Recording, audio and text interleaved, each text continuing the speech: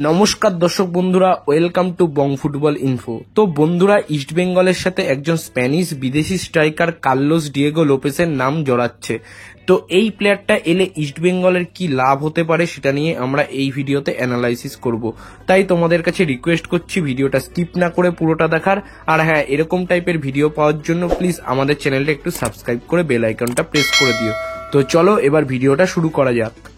তো বন্ধুরা, 2023-24 মরশুমে এই প্লেয়ারটা কিন্তু দুটো ক্লাবের হয়ে খেলেছে। একটা গ্রিসের ফার্স্ট টায়ার লিগের ক্লাব লাস লামিয়ার হয়ে এবং আরেকটা কাজাকিস্তানের একটি ক্লাব এফসি আস্তানার হয়ে।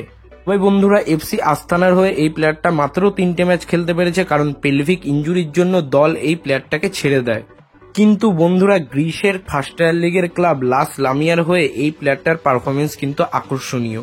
22টা ম্যাচে 10টা গোল করে এবং 5টা অ্যাসিস্ট করে।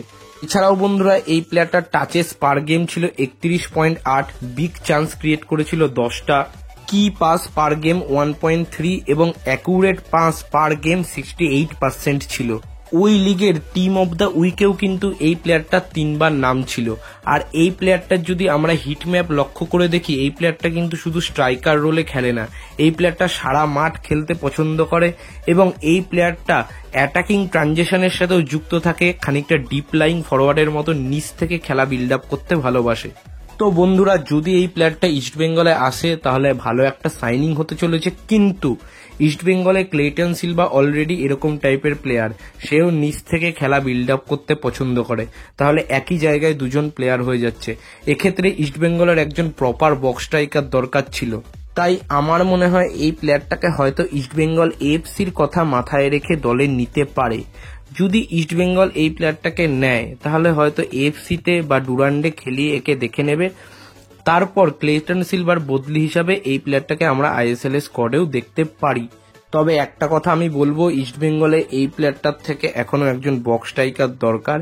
ইস্ট বেঙ্গলে অলরেডি মাধি তালালের মতো প্লেয়ার রয়েছে যে অ্যাটাকিং মিডফিল্ড রোলটা করতে পারবে। এছাড়াও সাউল ক্রেসপো রয়েছে, দুটো উইংয়ে নান্দা, মহেশ, বিষ্ণু, সায়ন এরকম প্লেয়ার রয়েছে।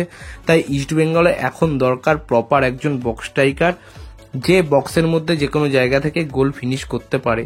আর একটা কথা বলবো, গ্রিসের লিগ থেকে কিন্তু আইএসএল এ প্লেয়াররা এসে সাকসেসফুল হচ্ছে। আমরা ডায়মান্টাকসকে দেখেছি, আমরা মাথিয়া তালালকে দেখেছি। এই প্লেয়ারটাকে যদি ইস্ট বেঙ্গল সাইন করতে পারে তাহলে এই প্লেয়ারটার পারফরমেন্সের দিকেও কিন্তু আমাদের নজর থাকবে।